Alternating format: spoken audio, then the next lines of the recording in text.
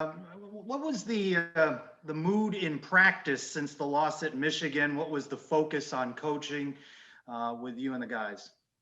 Both in practice and in film. We've been studying a lot in film lately. Coach Dawkins is big on film, so we just been watching our mistakes. And he also did a good job with showing us what we did good in the games, so that we could do that for next game. And pretty much just don't get too down in practice. We still high. We still got high energy. Actually higher than what we started with because we know we can't let it be a snowball effect. So like we can't just keep losing games like in games and games. So we gonna have to cut that out, nip that out in the bud pretty quick.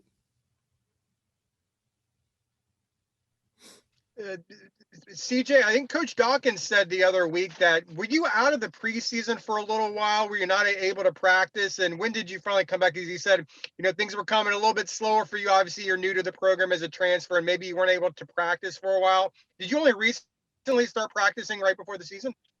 I mean, I was practicing, but like I wasn't really with the they don't say like before like the starters, you know what I'm saying? But Okay. like you kind of get an idea of who's in gray, who's in black. So like I was practicing, but I was on the side most of the time because when I wasn't practicing because my waiver didn't come in fast enough. My waiver came in about like a week before the game, so he wasn't really too sure on putting me out there 100%, and I wouldn't be out there in the game as much or at all actually. With this long layoff, you as players, I'm sure you kind of knew this could possibly happen, but what's it like to be off this long? Is it antsy? Are you guys just eager to be back on the court? What has this been like? Oh, it's a little frustrating for me, honestly, because I know how big this year is. It could be really big for us, but I see like a lot of players who get back to back games, and they get more opportunities than us here because we only had two games, two or three got canceled already. So I go and I see other players like other teams playing and getting in their groove. So it's a little frustrating, but as long as you take practice, hard and treat that like a game whenever you are in the game, it'll come a little more natural for you. CJ, obviously you go to Florida State on Saturday night, a late game at 9 o'clock. What do you kind of know at this point about Florida State? Obviously, they had a really good season last year. Oh, and they had a really good season. They're the tallest team in college basketball right now. So we got to meet a lot of the passes and don't let them just, get going early. They're at home. They know who I am. Like their coaches, they recruited me. So I'm pretty sure they got some scouting reports. So we just got to be ready for all that. CJ, you mentioned earlier some things that coaches wanted you to correct on. Coach Dawkins places a great deal of emphasis on defense. What did you see in the film study against Michigan that you think is correctable against Florida State from a defensive standpoint? Um, it was really like our defense messed up because we gave up. Not really too much like our defense was wrong. Like we stayed and helped.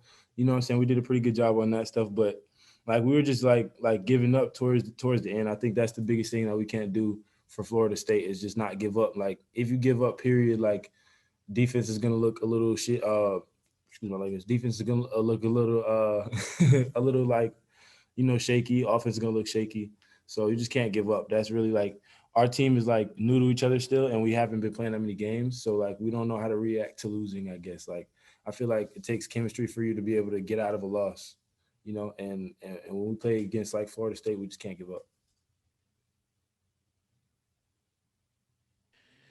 Your own game. How do you feel about your own game there? Do you feel like you're still kind of figuring things out with your teammates, getting used to it? How do you feel after the first two games, your performance and where you're at right now compared to where do you want to be at? The first game, I think I did really well. I know I had the 9 points, but I was active. I feel like I played a big role, and I don't really need 20 points every game. You know what I'm saying? As long as I'm getting a good amount of rebounds and I'm contributing in the win, you know what I'm saying? I'm pretty happy. Like last game, I was in foul trouble, so I didn't get in the groove that I wanted to get in, but just not holding myself too down if I have a bad game. Like I said, the snowball effect for the team also applies to me. Like I can't let one bad game go to the next and go to the next. So especially because last year at Oregon, I didn't get the PT that I wanted.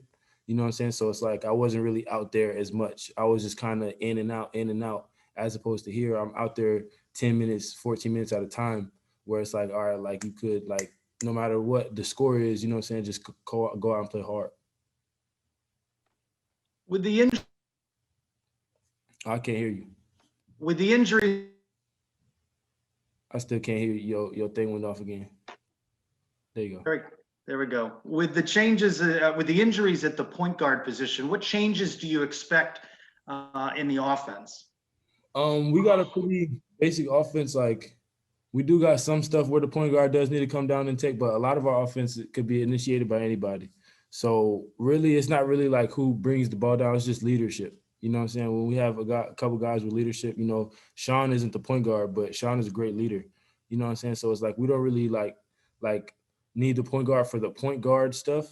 We just need a pretty good leader. Normally, the point guard is the leader. So whenever there's 2 point guards missing, like most teams don't really have a leader, but we have a couple leaders on this team that do a pretty good job with taking up for the point guard spot. CJ, like, who were your favorite players growing up? Like when you were a little kid, is there, a guy you like to watch on TV and go and shoot hoops and kind of pretend you were that player? Did you have like favorite players or player growing up? When I was younger, I used to like Kevin Durant a lot. I still do. He's still like one of the best offensive players, but especially like back in the day when I played basketball, like nobody could guard me and I was longer than everybody. Like the higher you get in basketball, the longer people get and the stronger people get. So you don't really get to do like as much as you want to, just free balling. But like when I was like free hooping, like in the park and stuff, like I used to like Kevin Durant because that's who I used to get compared to. But as I got older, like I just started to see that LeBron is the best player. Like I can't really say like anything else. Like, man, I like James Harden. I like watching guys that are just like, crafty.